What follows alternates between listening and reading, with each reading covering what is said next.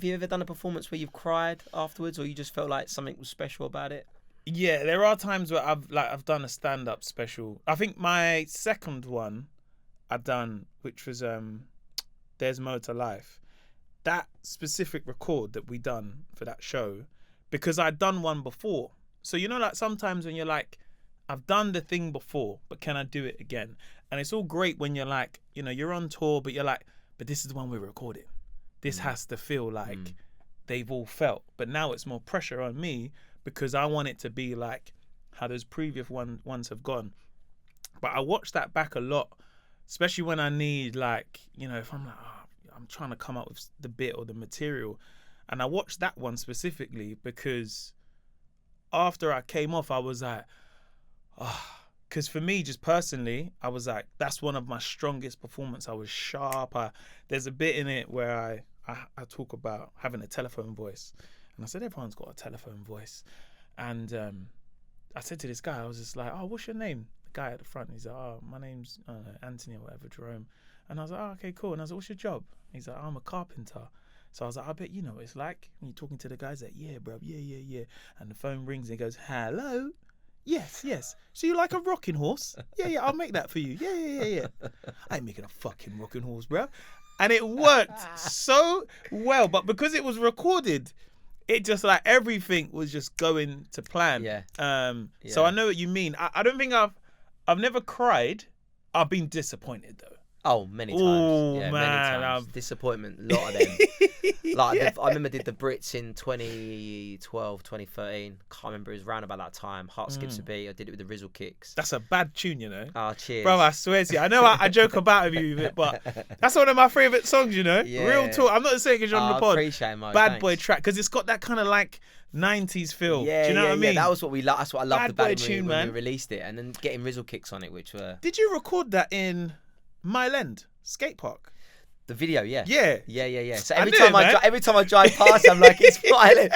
I drive past it and my missus must be like, shut up. So I was going, I did Heart Skips a Beat video where she's like, yeah, I know, you told me. I I'm like, always think that every time. I'm like, I need to ask you, man. I never ever forget the day we recorded it and the Yeah. skaters turned up to the park and they were hating me. Really? Because we took half the park up because they were like, man, we're here to skate. Like, what are you Yeah, doing? We're like, yeah, well, it was a yeah, video yeah. shoot here. And at the time I suppose I was famous and I was doing well, but Heart Skips a Beat was the second album. A bit like what you said about your second show. Yeah. The second album was the big one. I had to come. The first album did well, but I wanted the second album to be bigger. Yeah, So yeah. Heart Skips a Beat was the first song from it. So we're shooting this video, and all these skaters turned up, like all these young kids, like, "Mate, Murs, get the fuck off our skate park!" I'm like, "We'll be here for like. Do you want to be in the video?" Yeah. So we actually, when we shot the video, we had a lot of the extras were just normal kids, just wow. like there.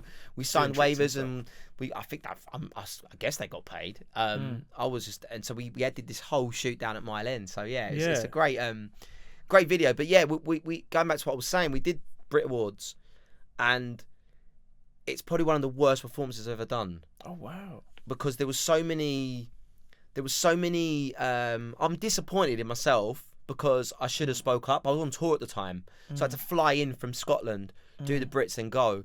And at the time things were so chaotic for me. I was flying, my career was doing so well. Heart Skips a Beat had gone #1, Dance With Me Tonight had gone #1, the album was #1. I was on tour, selling out my tour. I had so much going on in my head that all these talks had gone on. The track got sped up. There was like it was a massive production, but when I watch it back, I should have pushed for it to not have had the things that happened in it. Yeah. And I'm thinking, and at the time, the magnitude of that performance, I suppose I was a bit, not cocky, but I was like, I'll be back here. I'll be back again. Yeah. And I haven't been back since. Yeah. I haven't had that moment again to perform at the Brits.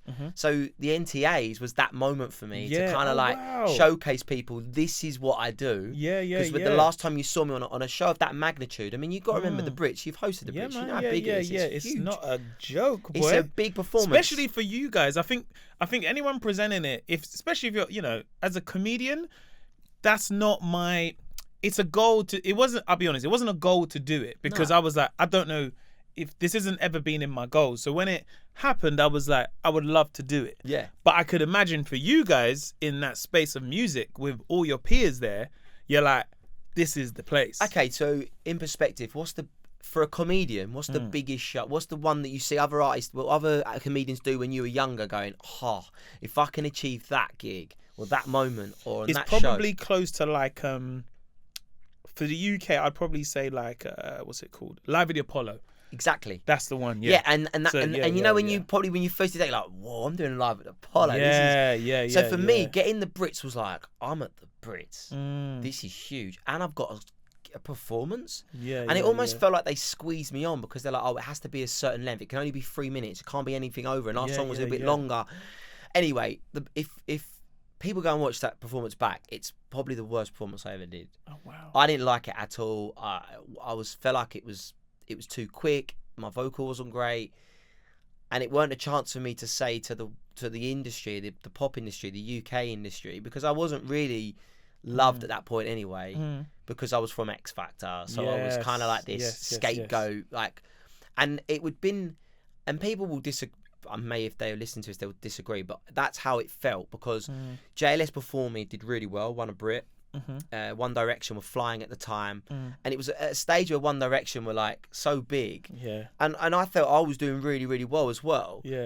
But for some reason, I was being sort of like, so it was really hard for me to get songs on radio. It was really hard for me to push through the barriers, and my team were brilliant at it. So the Brits was like the moment. This is a chance for me to prove to everyone that this is what I'm all about. Yeah, of course. And it just fell flat on its arse, and it weren't my best performance. So yeah, NTAs was almost a bit of redemption for me in my head of like, I've shown people, the people at home, the public, and hopefully some people in the music industry, like, I'm 15 years in the game now. I'm still here, but this is what I can do. Give me the platform, I can do it. And the Brits, I mean, I think you proved that though, man. Oh, thanks, man. Massively, I appreciate that, and it means a lot. Like, it means a lot to be even just showing people in the TV world that this is what I do. You know. Yeah.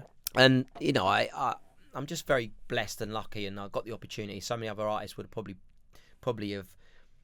All my teams are plugged for that performance. But I also think because it's not a music show as such, some people might have avoided doing it because it's almost like, I feel like when you're on, you know, it's like for me as a comedian, when they're like, oh, like, what about if you do comedy at this thing? And you're like, it's not really a comedy show though, is it? Yeah, I get what you so mean. Sometimes you're like, I need my comedy audience to be amongst there, that at least that I can showcase what I do. Do you know what I mean? Yeah, no, I completely get it, and I know what you're saying. Big up for taking the risk. Yeah, it was a big performance, but again, I think people who know me or followed my career, and you're in that line now. You're doing more. You've done TV a lot. It's been a massive part of your career, as well as your stand up and doing your own thing. TV has been like that for me. It's kind of like opened so many doors for me. So for me, the Brits is almost at the Brits. I'm like not cool at the Brits. Yeah, you know what I mean. I'm not part of the cool gang. I don't know. And there is a cool gang. Say that, though. No, but there is a cool gang. There's that kind of gang of like artists that are great and they're brilliant. They're amazing. They're the best of the best. But like they wouldn't be. You know, they would probably look at the voice, the NTAs, and go, I don't need to do that gig performance. Yeah. Whereas for me, that was one of the biggest performances of my career. Yeah. Whereas for other artists, they'd be like, nah, the NTAs ain't. If they got offered it, they'd be like, nah, it's not for me. Yeah. And I get it. Like, I've never been the coolest artist. I'm not. I'm just the guy next door that done well, and I'm here to kind of.